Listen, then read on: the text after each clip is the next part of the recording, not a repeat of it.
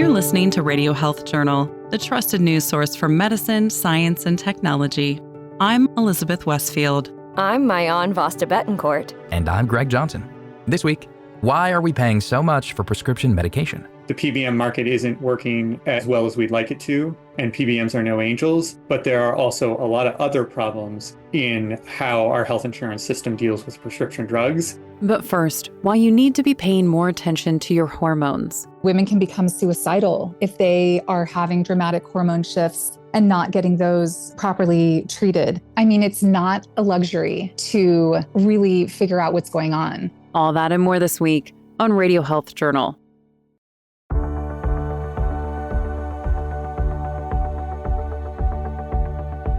We all have hormones that are constantly ebbing and flowing to regulate our needs throughout the day. This process is how we wake up, know when we're hungry, why we feel energized, and so much more. Hormones are really the foundation of who we are.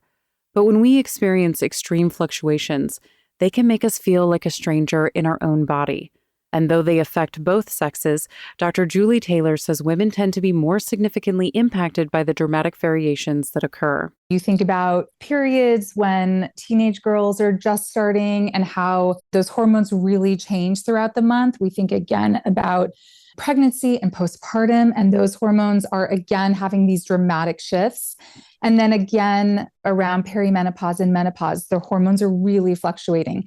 Men have hormonal issues as well, but they're just not as dramatic of a shift as women experience. Taylor is a functional medicine physician and author of The Hormone Manual, a straightforward guide for every woman at every stage of life.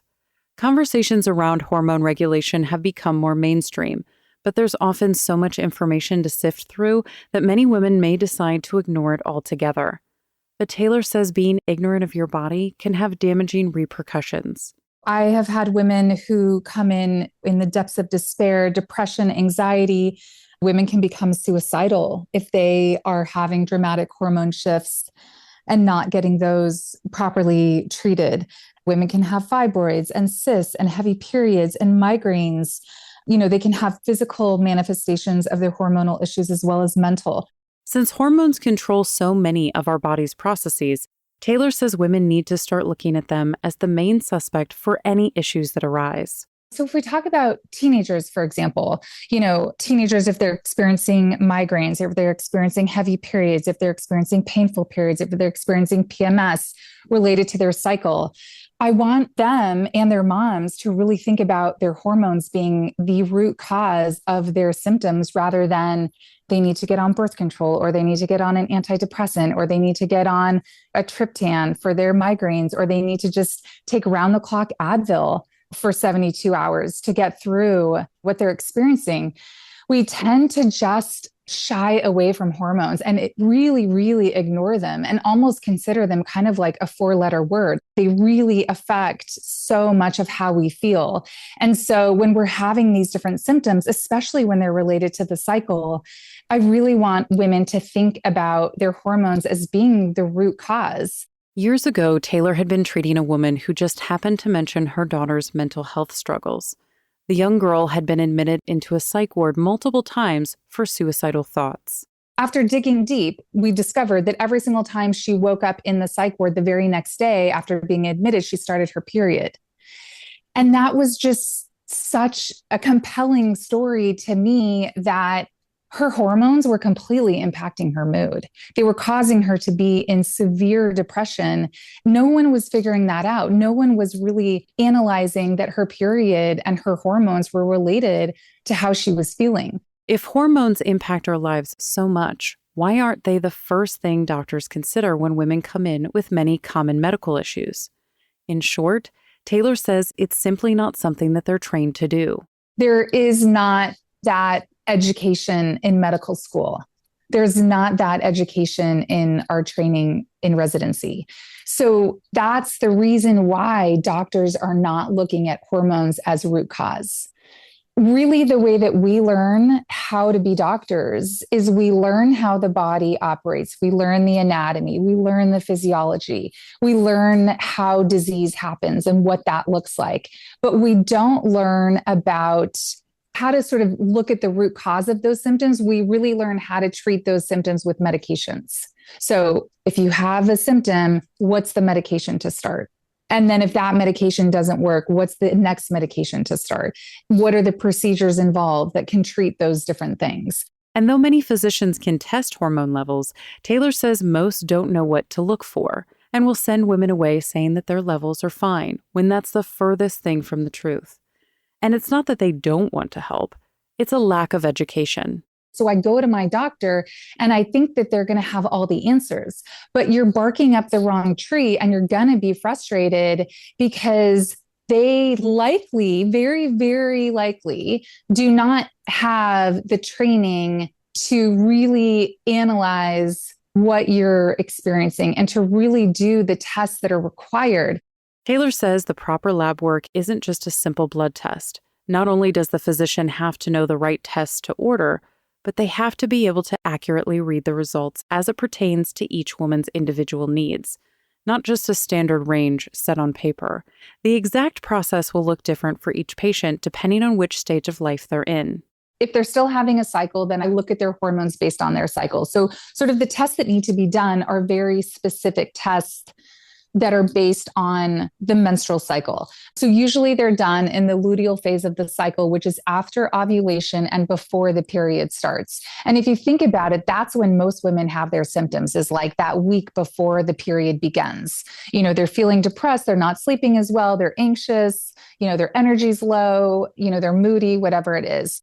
Once those tests come back, Taylor can identify any imbalances or other hormonal issues. She says that in many cases, the main culprit is low progesterone. Progesterone is my favorite hormone because it really impacts mood and it impacts sleep. And those are really kind of the biggest symptoms oftentimes that women come in with. I can't sleep, or I'm just depressed all the time and I don't know why. Progesterone is our natural antidepressant. You think of postpartum women. What is their symptom? If you really have postpartum, it's depression. You have postpartum depression. So when we are pregnant, we are flooded with progesterone. It is what is sustaining the pregnancy. And oftentimes miscarriage is actually due to low progesterone. But a lot of times that's not adequately evaluated. So women are suffering from miscarriage and they don't know why. So postpartum depression is due to that lack of progesterone. You've just kind of delivered all of your progesterone through that placenta, and now you're at a deficiency. So some women, they have enough of a reserve and they're fine. Other women, they're not fine. And so that progesterone, if you supplement with progesterone for those postpartum depressed women, they are able to get out of their depression.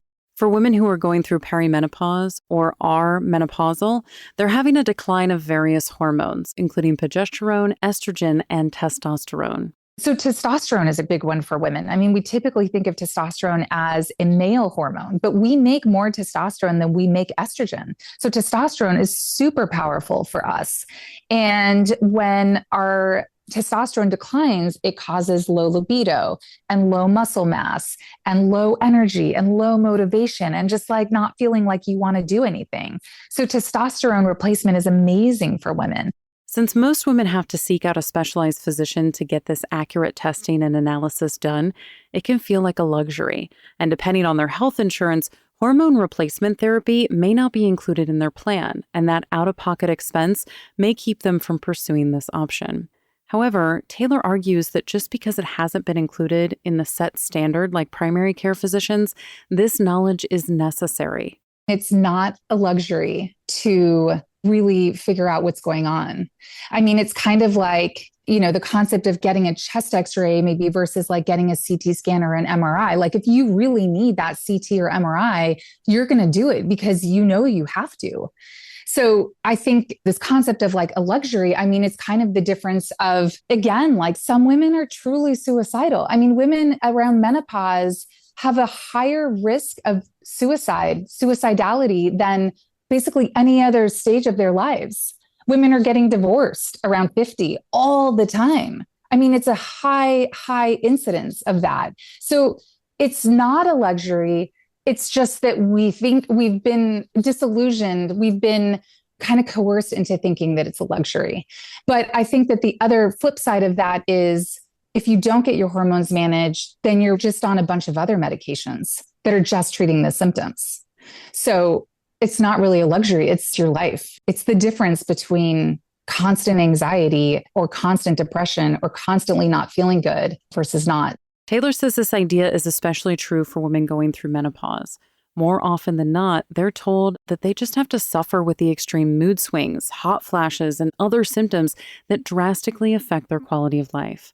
But in reality, Taylor says a majority of these symptoms can be addressed. You don't have to just suffer. I think that that's been sort of a misconception for a really long time, and taking that on as women. We've taken it on that like, this is just our lot and this is just how it is. If you think about periods and heavy periods, women changing their tampon every 2 hours, and they just think like, this is just, oh, doesn't everybody go through this? This is just kind of how it is. This is just how it is for me. But that's not normal. It's important to note that managing hormones can be a long process, and it's one that will change as women age and enter different stages of life. Still, Taylor believes it's not just a worthwhile journey, but a necessary one. They're complicated, they're complex. It's not like, we knock it out of the park like easily.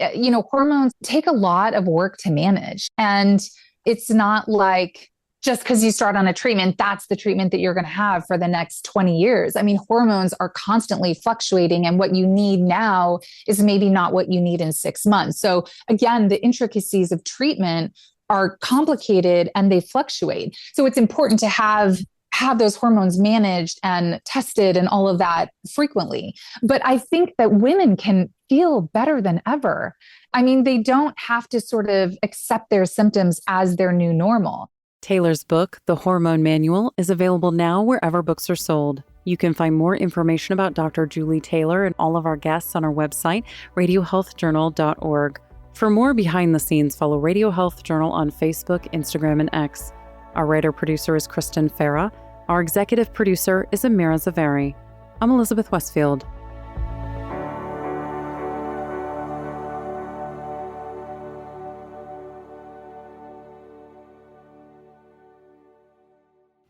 Coming up, are PBMs the villains of healthcare? When Radio Health Journal returns.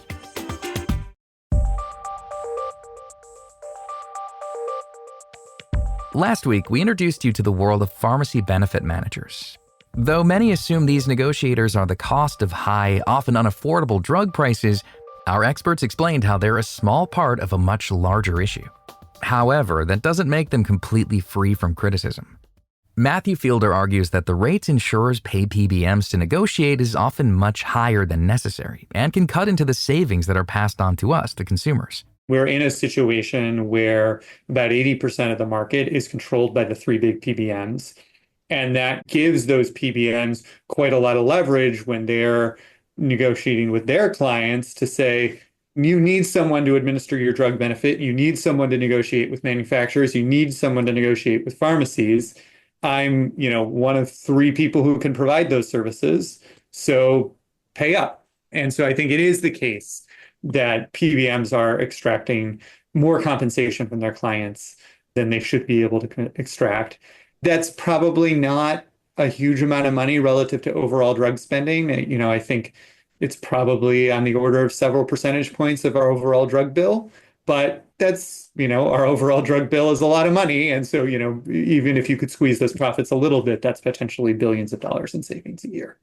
So I think my overarching view here is no, PBMs are not the reason we spend a lot on prescription drugs, but is there room to sort of squeeze PBMs' profit margins and deliver some savings to payers and consumers? Probably yes. Fielder is a senior fellow in economic studies and in the Center on Health Policy at the Brookings Institution. But while pharmacy benefit managers are paid a lot on one end, Eric Levine, a principal at Avalier Health, says that their participation in other areas may even out the scales. He recently published a white paper on PBMs which shows that they can make a big impact through the clinical programs they operate, like automatic refill programs. A barrier to taking your drugs is not having the drug. So sometimes they'll offer 30-day automatic refill programs, 90-day automatic refill programs. So members have a constant supply of their maintenance medications. So there was one study that showed positive outcomes in, there's a measure called the medication possession ratio. So it's kind of like has to do with, does the member have the drug? And so the PBM found in this study, participants who were in 30 or 90-day programs had better possession ratios than participants who were not in that program. Levine's paper estimates that PBMs can save their clients billions of dollars. The hope is that these savings get passed down to the consumers, but it's unclear how much this goal becomes a reality. One survey shows that 75% of employers who contract directly with PBMs find them to be at least moderately transparent about the savings. And so that means that when they're doing these contract negotiations, they're having those honest conversations with the PBM of saying, how much money are you saving me? How much am I seeing of that? Is that trickling down? What does that make my final premium? The premium being what the employer is paying to the PBM, and then the employer decides how much am I charging my employee versus how much am I paying. Levine and his colleagues found that up to 95% of rebates can get passed on from the PBM to their client. Rebates are the discounts negotiated with drug manufacturers. However, just because they can be passed down doesn't mean they always are. Furthermore, the clients, which are often employers and insurance companies, are able to decide if they want to pass on those savings to us, the consumers, or use the money somewhere else. That's out of the PBM's control because they're just in the contract with the client who's saying, maybe the contract's like the PBM will pass through 95% of the rebates with the client, and that's agreed upon. If the client doesn't pass all that rebate on to the consumer, that's not on the PBM to do because the contract is really just with the client, not with the end consumer. So in an ideal world, the savings would trickle down to make life a little easier for everyone. But that's not always what we see happen. And though it's not always the fault of PBMs, they become a main focus for legislators. Earlier this year, the Federal Trade Commission released a second interim staff report on its ongoing investigation into pharmacy benefit managers. It concludes that the big three PBMs, CVS, Express Scripts, and Optum Rx, have hiked costs for various life-saving drugs. They've been able to increase revenue while the rest of the industry and consumers have seen a steady increase in drug costs. In the wake of this report, Levine cautions that it's important to have both sides of the argument to truly understand what the analysis is showing. I think it's important to scrutinize and say, was the data analysis done correctly? Is it saying the right things and finding the right things? So I feel like the FTC investigation is an important topic to be doing. And certain in the sense of like understanding how the health system works. Is it being done correctly? I don't know if I have the authority to say yes or no on that. I just think that it's important that we take an objective look, make sure that the full picture is being taken a look at. Still, legislators have been looking to pass laws centered around increasing transparency and PBM reform as a whole. But as some people wonder if we should get rid of this middleman altogether, Levine says that wouldn't be a magic fix to America's healthcare issues. Well, what does a world without PBMs look like? An employer is going to have to go to Pfizer, go to Eli, go to every drug company and negotiate that contract with them. They're going to have to process the claim, whether it's the health plan who does it or maybe the health plan won't do it. And it'll be like, well, now I need to find a claims processor.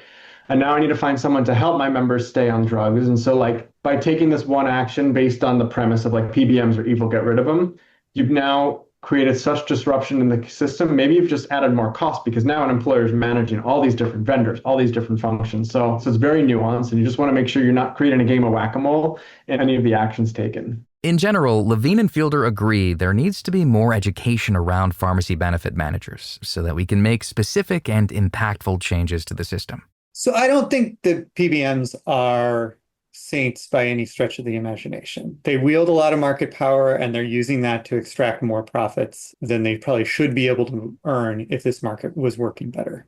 At the same time, I think they're actually not responsible for most of the things that people don't like about their prescription drug coverage. And so I think we sort of need to hold two ideas in our head at the same time. The PBM market isn't working as well as we'd like it to, and PBMs are no angels. But there are also a lot of other problems in how our health insurance system deals with prescription drugs, and that are probably actually like bigger contributors to the things that patients really don't like about how their drug coverage works. And in a world where the title middleman has become somewhat of a negative label, Levine challenges the public to reframe their perspective. Calling them the middleman Well, yeah, they are the middleman, but is that a bad thing? Maybe, maybe not. Would you consider like Amazon the middleman? I mean, yes, Amazon is the middleman of your purchasing, right? Like I'm buying a phone charger from them, I'm buying a piece of furniture, but like, do I want to be going to each individual store and doing that? Maybe not. Like I like having a marketplace. You can find more information about Matthew Fielder, Eric Levine, and all of our guests on our website, radiohealthjournal.org. For more behind the scenes, follow Radio Health Journal on Facebook, Instagram, and X. Our writer-producer is Kristen Farah. Our production manager is Jason Dickey. I'm Greg Johnson. Radio Health Journal returns in just a moment.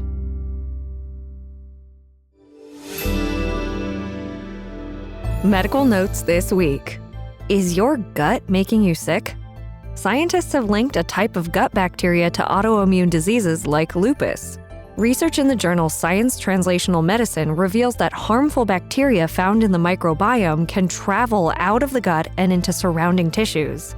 But it's not all bad news.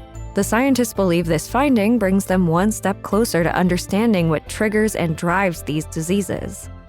Should you be drinking one type of water over all the others? Grocery store shelves are packed with different brands of water, all promoting various advantages, from alkaline to electrolyte beverages. However, scientists say there's really no benefit of drinking one over the other. Roger Fielding, a professor of biochemical and molecular nutrition, says the enhanced waters have no added metabolic benefit compared to regular water. Does vibrant food make us eat more? Artificial dyes are in nearly everything we eat. They make products look pretty and more appealing to consumers. While they have no nutritional value, some people can have adverse reactions to certain dyes. Additionally, some have been linked to cancer in mouse studies.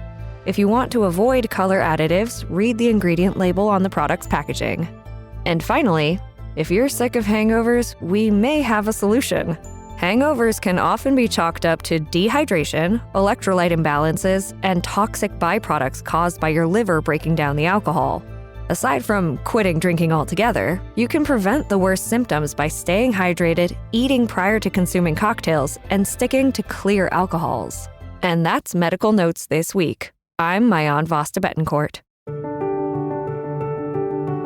Thank you for joining us this week and every week as we break down the science stories you need to know. You can find all of our past segments and guests on our website, radiohealthjournal.org, or wherever you listen to podcasts. Follow us on Instagram, Facebook, and X for daily content, and tune in next week for another edition of Radio Health Journal.